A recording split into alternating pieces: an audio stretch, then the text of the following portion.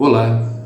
Em nosso último encontro, nós introduzimos uma nova série de mensagens baseada em uma obra escrita pelo reverendo Hernandes Dias Lopes, intitulada de Ladrões da Alegria, Princípios de Deus para manter sua vida cheia de alegria.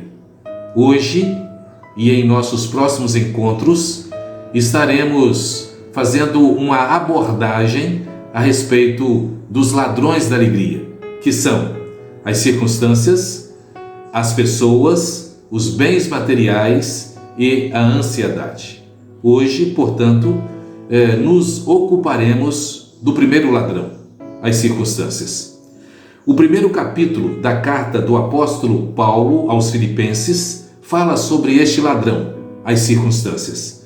No verso 12, temos o seguinte registro, abre aspas, quero ainda, irmãos, cientificar-vos de que as coisas que me aconteceram têm, antes, contribuído para o progresso do Evangelho, fecha aspas. Aqui o que o apóstolo Paulo está dizendo é o seguinte, que todas as dificuldades, todas as adversidades, todas as circunstâncias que ele vinha experimentando, vinha sofrendo, de alguma forma, estava contribuindo para o progresso do Evangelho. Muitas vezes nossa alegria é roubada por circunstâncias adversas, circunstâncias trágicas que nos assolam e com frequência nos fragiliza aos extremos. Não são poucos aqueles que vivem o drama de uma vida financeira escassa e, consequentemente, vivem atormentados, desolados, em razão de não poderem honrar com seus compromissos. Há ainda aqueles que experimentam o sofrimento causado pelo desemprego, ou a triste realidade de perceberem que a qualquer momento ficarão desempregados. Milhares de jovens, mesmo concluindo um curso superior, mesmo tendo em suas mãos um diploma, não conseguem garantir uma vaga de trabalho num mercado tão competitivo como o nosso. Centenas e centenas de pessoas são obrigadas a abortarem seus planos, seus objetivos, suas metas, seus sonhos, por causa da constatação de uma enfermidade ameaçadora que surge silenciosamente e que, quando se manifesta, o estrago é, em muitos casos, irreparável. É conhecido de todos que a morte não escolhe idade, sexo, nem posição social.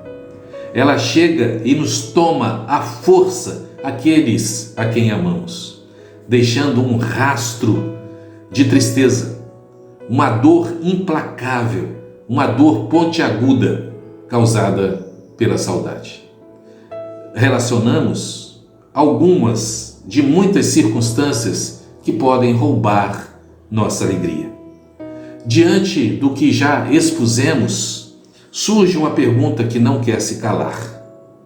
Diante de tantas circunstâncias dolorosas, será que é possível uma pessoa ser alegre?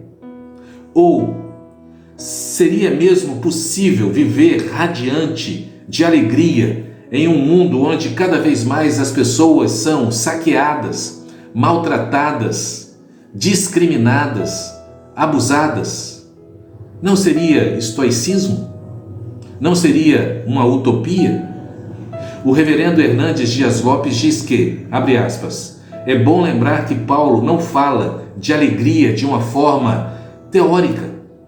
Ele não é um catedrático togado, empoleirado numa tribuna de uma escola, blasonando palavras bonitas, derramando uma verborragia piegas. Não, Paulo é um guerreiro que aprende a ser feliz e a viver contente na urdidura da batalha, no fogo cruzado da guerra, nas trincheiras da luta. é um homem que temperou sua alegria com o suor do seu trabalho e com as lágrimas de suas aflições. Fecha aspas. O apóstolo Paulo diz com toda segurança e certeza que todas as tribulações que enfrentou contribuíram para o progresso do Evangelho. Ele mesmo descreve suas tribulações. Vejamos, abre aspas, 5 vezes recebi dos judeus 39 açoites. 3 vezes fui golpeado com varas, 1 vez apedrejado, 3 vezes sofri naufrágio. Passei 1 noite e 1 dia exposto à fúria do mar. Estive continuamente viajando de uma parte a outra. Enfrentei perigos nos rios, perigos de assaltantes, perigos dos meus compatriotas, perigos dos gentios, perigos na cidade, perigos no deserto, perigos no mar e perigo dos falsos irmãos. Trabalhei arduamente, muitas vezes sem dormir. Passei fome e sede e muitas vezes fiquei em jejum. Suportei frio e nudez. Além disto, enfrento diariamente uma pressão interior, a saber, a minha preocupação com todas as igrejas. Esta declaração, fecha aspas, esta declaração do apóstolo Paulo está registrada em sua segunda carta aos Coríntios, capítulo 11, do versículo 24 ao 28. Quando escreveu a carta aos Filipenses, Paulo estava preso em Roma, aguardando julgamento. Podemos relacionar algumas coisas que a prisão contribuiu para o progresso do Evangelho. A igreja ficou mais encorajada a testemunhar o nome de Cristo. Os soldados de Nero começaram a se converter e agora há santos na casa de César. Da prisão, ele escreve várias cartas, como a carta aos Efésios, aos Filipenses, aos Colossenses, que vão abençoar a igreja ao longo dos séculos. Na verdade, Paulo vê em tudo um plano de Deus. Não se considera um prisioneiro de César, mas de Cristo. Para ele, o viver é Cristo e o morrer é lucro, conforme está registrado na mesma carta, na carta aos Filipenses, capítulo 1, versículo 21. Nenhuma circunstância fora capaz de roubar sua alegria de viver vitoriosamente.